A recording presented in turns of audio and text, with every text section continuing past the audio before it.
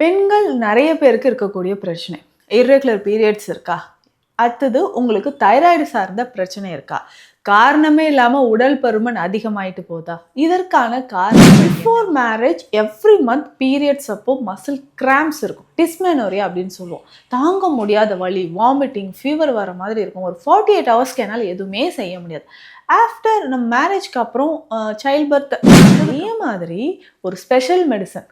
இதை வந்து கண்ணை மூடிட்டு நீங்கள் சாப்பிட்றலாம். ஆனால் அது சாப்பிட்டுட்டு வரும்போது நம்ம உடல் அந்த பிசிஓடி இருந்தாலோ இர்ரெகுலர் பீரியட்ஸ் ப்ராப்ளமோ தைராய்டு இஷ்யூஸ் எல்லாத்துக்குமே இந்த ஒரு மருந்து போதும் அப்படின்னு சொன்னால் அதுதான் கட்டாயம். இதை பயன்படுத்திட்டு வரும்போது கொஞ்சம் கொஞ்சமாக உடலில் நிறைய மாற்றங்கள் நமக்கு தெரிய ஆரம்பிக்குது அப்படின்னு சொல்லலாம். ஸோ அதிகமான உஷ்ணத்தை தணிக்கவும் இது உங்களுக்கு யூஸ்ஃபுல்லாக இருக்கும்.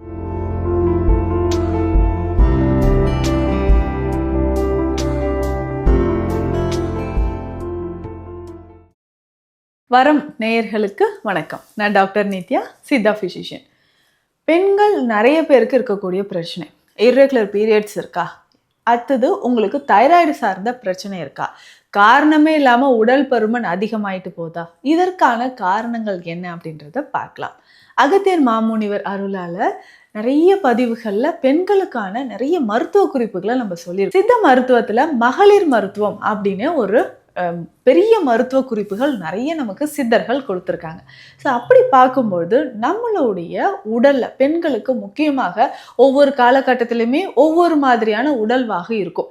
சில பெண்கள் நம்ம பார்த்துருப்போம், சின்ன வயசுலலாம் அண்டர் வெயிட்டில் இருந்தவங்க ஆஃப்டர் மேரேஜ் இவ்வளோ குண்டாயிட்டா, நான் எப்படி இப்படி உடல் வாகு மாறிச்சுன்னே தெரியல அப்படின்னு.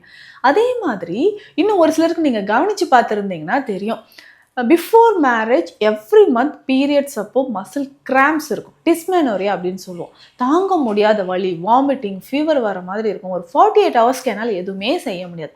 ஆஃப்டர் நம்ம மேரேஜ்க்கு அப்புறம் சைல்ட் பர்த் வந்ததுக்கப்புறம் என்ன ஆகுனா பீரியட்ஸ் அவ்வளோ வலி இல்லை அப்படின்னு சொல்லுவாங்க. ஸோ இது எல்லாமே உடலில் நடக்கக்கூடிய ஹார்மோன் சேஞ்சஸ்னால வரக்கூடியது தான். அதே மாதிரி தான் இந்த பிசிஓடி ப்ராப்ளம் அப்படின்னு சொல்லுவோம். Absence of menstruation. இன்றைய காலகட்டத்தில் நிறைய பெண்களுக்கு இந்த ப்ராப்ளம் இருக்குது. உங்களுக்கு பிசிஓடி ப்ராப்ளம் இருந்து இர்ரெகுலர் பீரியட்ஸ் இருந்து நீண்ட நாட்களாக ஆப்சன்ஸ் ஆஃப் மென்சுரேஷன் அப்படின்ற ஒரு பிரச்சனை இருந்ததுன்னா கண்டிப்பாக அதற்கான சிகிச்சை முறைகளை எடுத்துக்கணும். சில பெண்களுக்கு இந்த ஒரு 40 இயர்ஸ் ஆகுதுன்னு வச்சுக்கோங்களேன், 40 வயதை கடந்த சில பெண்களுக்கு இந்த பிரச்சனை இப்போ பரவலாக இருக்குங்க. எனக்கு மெனோபாஸ்ன்னு நினைக்கிறேன்.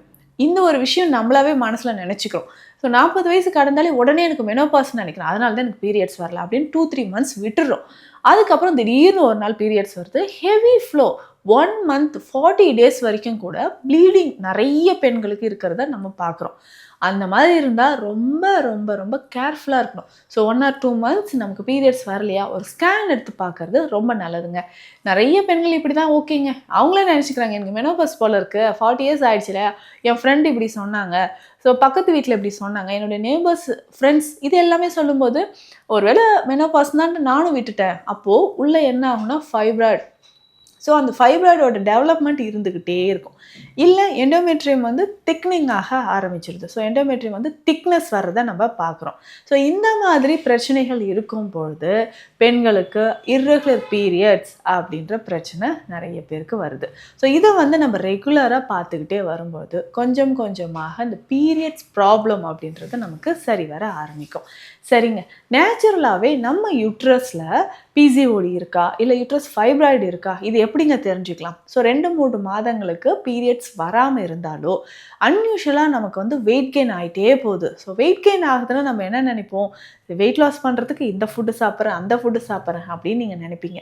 ஆனால் இது நமக்கு பிசிஓடியோ இல்லை ஃபைப்ராய்டு யூட்ரஸாவோ இருந்தால் கண்டிப்பாக வெயிட் லாஸ் ஆகாது. என்ன மாதிரியான டயட் நம்ம ஃபாலோ பண்ணாலும் இது நமக்கு க்யூர் ஆகாது, திரும்ப திரும்ப வந்துக்கிட்டே இருக்கும். ஸோ அப்போ ரெகுலராக நம்ம என்ன பண்ணணும், பிசிஓடி இருக்கா இல்லை ஃபைப்ராய்டு யூட்ரஸ் இருக்கா, அதற்கேற்ற சிகிச்சைகளோடு முக்கியமாக தைராய்டு ஹார்மோனோட லெவல். ஸோ உங்களுக்கு தைராய்டு ஹார்மோன் இம்பேலன்ஸ்டாக இருந்துச்சுன்னா அதற்கான சிகிச்சைகளை எடுக்கும்பொழுது நமக்கு நல்ல டிஃப்ரென்ஸ் தெரிய ஆரம்பிக்கும். சரிங்க, இதற்கு வேறு என்ன பண்ணலாம்? நம்மளுடைய உணவு முறையை ஃபஸ்ட்டு மாற்றணும். ஸோ பெண்களை பொறுத்த வரைக்கும் அதிகமான இனிப்பு சுவை இருக்கக்கூடிய உணவுகளை முதல்ல தவிர்த்துக்கோங்க. சேர்க்க வேண்டிய உணவுகள் இதுதான். ரிச் ஃபைபர், அதிகமான நார் சத்து நிறைந்து இருக்கக்கூடிய நம்ம உணவுகளோ இல்லை காய்கறிகளோ தொடர்ந்து எடுக்கணும். தினம்தோறும் தவறாமல் மறக்காமல் 1 கப் தயிர் சாப்பிட்றது ரொம்ப முக்கியம். ஸோ இதில் இருக்கக்கூடிய ப்ரோபயோட்டிக்ஸ் அவ்வளோ நல்லது. ஸோ பெண்களோட மாதவிடாய் சார்ந்த பிரச்சனை இருந்ததுன்னா இந்த 1 கப் தயிர் போதும், நமக்கு நல்லாவே டிஃப்ரென்ஸ் தெரியும். தயிர்லாம் பார்த்தே பல வருஷம் ஆகுதுன்னு சொல்கிற பெண்கள்லாம் இருக்கோம் இல்லைங்களா? இதில் முக்கியமாக இன்னும் ஒரே ஒரு விஷயம் சொல்கிறேன். வாழைப்பூ இருக்குது இல்லைங்களா? இந்த வாழைப்பூ 2 கைப்பிடி அளவு அந்த வாழைப்பூவை எடுத்து சின்ன சின்ன பீசஸாக கட் பண்ணி எடுத்துக்கோங்க. இதை மிக்சியில் போட்டு நல்லா அரைச்சி திக்காக அந்த ஜூஸ் நல்லா பிழிஞ்சு எடுத்துடணும். ஸோ இந்த ஜூஸை தயிர் இருக்கு இல்லைங்களா, இதில் விட்டு மிக்ஸ் பண்ணிவிட்டு கொஞ்சமாக ஒரு 1/2 ஸ்பூன் அளவுக்கு நாட்டு சர்க்கரையோ இல்லை கருப்பட்டியோ சேர்த்து நல்லா மிக்ஸ் பண்ணி இதை சாப்பிட்டுட்டு வாங்களேன். கட்டாயமாக எந்த பிரச்சனையாக இருந்தாலும் நமக்கு குணம் பெறும். ஏன்னா தயிரில் ப்ரோபயோட்டிக்ஸ் இருக்குது. அது மட்டும் இல்லாமல் உடல் உஷ்ணத்தை குறைக்கக்கூடியது, உடல் வலி, இடுப்பு எலும்புகளுக்கு வலிமை சேர்க்கக்கூடியது, லார்ஜ் இன்டெஸ்டைனில் இருக்கக்கூடிய ப்ராப்ளம் எல்லாமே சால்வ் ஆகிறதுக்கு நமக்கு தயிர் ரொம்ப ரொம்ப இம்பார்ட்டண்ட். அதே மாதிரி தான் வாழைப்பூ அதிகமான துவர்ப்பு சுவை இருக்கக்கூடியது. ஸோ இந்த வாழைப்பூவை நம்ம எப்படி பயன்படுத்த போகிறோம் அப்படின்னா, இதை ஜூஸாக எடுத்து தான் பயன்படுத்த போகிறோம். ஸோ இதில் இருக்கக்கூடிய சத்துக்கள் எல்லாமே தயிரோடு சேர்த்து பெண்களுக்கு ரொம்ப ஈஸியாக, நீங்கள் சர்ஜரி பண்ண வேண்டாம். இந்த பிசிஓடி இருக்கா பயப்பட வேண்டாம். ஃபைப்ராய்டு யூட்ரஸ் ஸ்டார்டிங்லேயே நம்ம டயக்னோஸ் பண்ணிட்டோம்னா தாராளமாக இதை நம்ம ஃபாலோ பண்ணிக்கலாம். அதே மாதிரி 1/2 ஸ்பூன் அளவுக்கு நாட்டு சர்க்கரை போட்டு நல்லா மிக்ஸ் பண்ணிக்கலாம். இல்லைன்னா கருப்பட்டி இதை சேர்த்து ஏதாவது ஒரு வேளை, அதுவும் காலை நேரமாக இருந்தால் ரொம்ப பெஸ்ட்டுங்க. காலையில் நீங்கள் பிரேக்ஃபாஸ்ட் எடுக்கிறதுக்கு முன்னாடியே இந்த 1 கப் தயிரில் வாழைப்பூ சாறும் ஒரு சின்ன துண்டு கருப்பட்டியும் நாட்டு சர்க்கரையும் போட்டு நல்லா மிக்ஸ் பண்ணி குடிச்சிருங்க. இந்த மாதிரி குடிக்கும் பொழுது நமக்கு உடலில் நடக்கக்கூடிய மாற்றம் வேறு லெவலில் இருக்குன்னு சொல்லலாம். என்னென்ன நடக்குது?